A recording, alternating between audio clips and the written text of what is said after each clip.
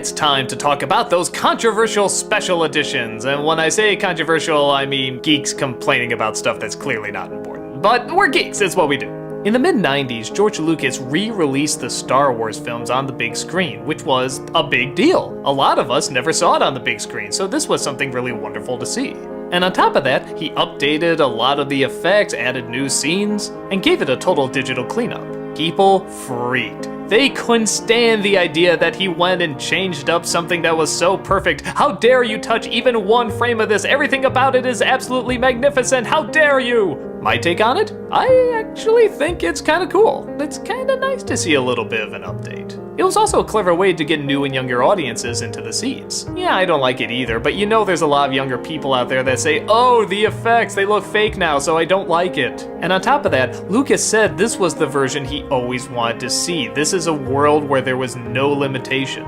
He could show much more of Cloud City, he could show much more of Mos Eisley. He could have a bigger dance number in Jabba's palace. And some of these really work, and some of them really don't. For example, when you first see Mos Eisley, it's neat. You get a lot more different angles and see a lot more creatures running around, but then they literally put creatures in front of the camera. There's little robots going by and these giant dinosaur things. You literally can't see what's going on. Why would you do that? You're missing an important scene, the first using of the Force in the entire thing. But it's hard to make out because there's this dinosaur's butt in the way. It's totally nuts.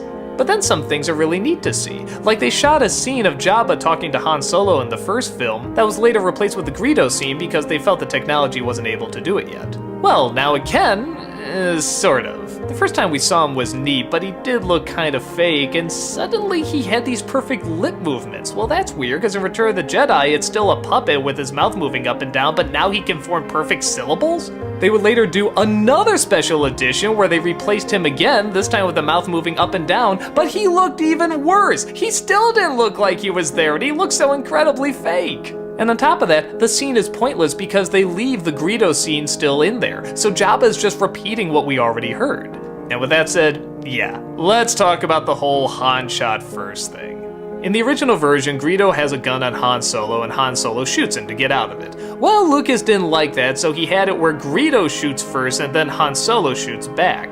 Now, taking out the fact that this is a horrible looking effect, it literally looks like they just photoshopped Harrison Ford's head over a little. Everyone once again went nuts. That's not how it's supposed to go. Han Solo's supposed to shoot first. It's a total betrayal of his character. Everything that Han Solo is destroyed because of this one scene. Okay, it's stupid and not needed, but it's literally 1 second. People are still bitching and moaning about this dumb scene, and it's ridiculous. They act like somebody told them that Luke Skywalker was a Jawa or something. It's not that big a deal. It's a different take on an already popular scene. Neat, it's cool to see a new point of view. Why the is this worth going ape over? Yeah, don't worry, soon the prequels will come and suddenly you'll have nothing to complain about. This will still be the most offensive thing you will ever see in a Star Wars film. In Empire Strikes Back, the changes are a little bit more minimal, but look nice. Cloud City, for example, you can see a lot more of. And they even explain some things that were a little confusing in the original. Like when Lando Calrissian gets on this little microphone and says, everybody evacuate the city. What? Wait a minute, where was that going to? You never see who's hearing it, you just kind of assume it's that one building. In the special edition, you see it's a speaker that reaches out to the entire city. But then again, does he just have a little microphone like that anywhere? Couldn't anyone get on that microphone? And details. You also see a lot more of the monster that attacks Luke in the opening. And you see how the Vader got from Cloud City to the Star Destroyer so quickly. Yeah, that always bothered me in the original. It's like he was in one location, then suddenly he's in another. Here, we actually see him take the ship and go back. It's a little detail, but it's nice to have. Jedi, most of the changes are good too, but there's still a couple things that are a little too crazy. The dance sequence in Jabba's palace, for example, goes from this muddy, dark, dirty place to this big musical number, and there's a lot of moving and dancing, and it's just a little too childish for me. On top of the fact that, again, the CG monsters never really look like they're there, but whatever. Again, it's neat to kind of see a new point of view.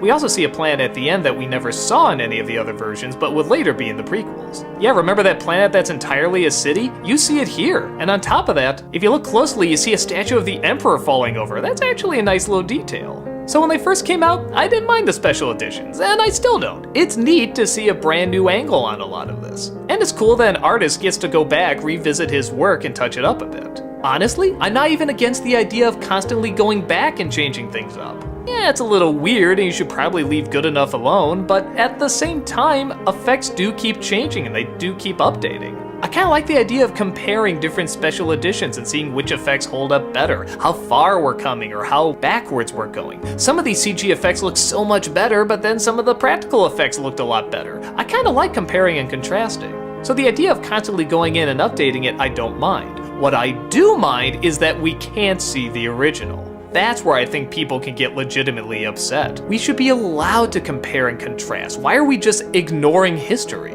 If Abraham Lincoln released another version of the Gettysburg Address and said this is what I really wanted to say, that'd be neat, I would love to see that. But if he went back and said, no, this is what I said and what you heard is completely false and doesn't exist, I'm gonna erase it, that would be stupid. And for years, Lucas never allowed the original versions to be seen. After the VHS of the special editions came out, that was then the only version you could get. When it went to DVD, it was the special edition again. Except there were even more changes in it. Yeah, now Hayden Christensen is at the end instead of Luke's father. Well, wait a minute, why isn't that Ewan McGregor as Obi-Wan then? Why isn't that younger Yoda? I get the idea of wanting to bookend the prequels and the other films, but this makes no sense. But again, the biggest problem is we weren't allowed to see the original on Blu-ray or DVD or any of that.